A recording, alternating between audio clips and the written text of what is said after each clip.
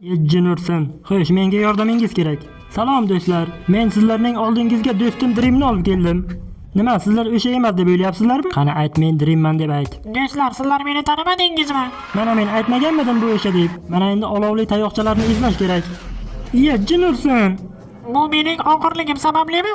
Yo, unday emas. Yordam bering. Yo! U o'ldi. Men tirikman.